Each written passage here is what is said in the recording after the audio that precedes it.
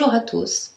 Voici ma petite bulle de pensée sur le mot inspiration, qui est un petit défi lancé par les créatrices du réseau de coachs dont je fais partie et que j'ai décidé de relever.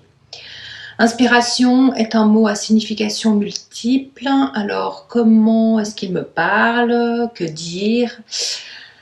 Il y a l'inspiration qui est la phase de la respiration pendant laquelle l'air entre dans nos poumons.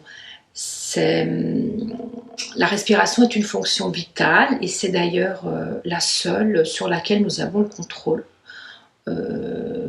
Et d'ailleurs, c'est ce que nous faisons lorsque l'on pratique la cohérence cardiaque ou certains exercices de méditation. Avec tous les bienfaits qu'on connaît, donc pourquoi s'en priver? Inspirons. Il y a aussi l'inspiration qui est ce mouvement spontané qui surgit de l'intérieur et que l'on pourrait aussi appeler intuition et qu'il est bon de reconnaître. L'inspiration me fait aussi penser à ce que recherchent les artistes et qu'ils ont si peur de perdre et de ne pas retrouver. Personnellement, en ce moment, je suis inspirée par le mot désir.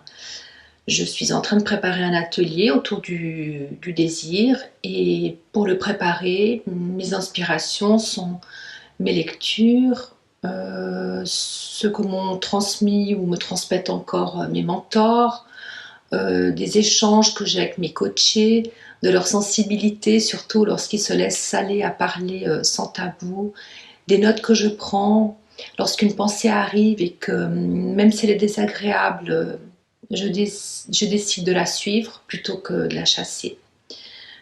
Je suis aussi très attentive à ce qui se passe autour de moi, les comportements des personnes qui traversent mes journées. Cela me fait aussi penser à ce que nous serions sans être d'abord à l'écoute de nos propres inspirations. Surtout d'inspiration dans le sens de l'intuition, qui vient du cœur et que nous devrions suivre plus souvent, plutôt que de s'en remettre entièrement à notre mental. Je pense que de suivre nos inspirations permet aussi d'être inspirant pour les autres, en leur montrant ce qui nous anime, ce à quoi nous aspirons, peut-être les aider à s'aventurer sur leur propre chemin et à penser par eux-mêmes. Voilà pour cette bulle de pensée et je profite que l'on soit en train de vivre les derniers jours de cette année 2022 pour vous souhaiter une année à venir magnifique.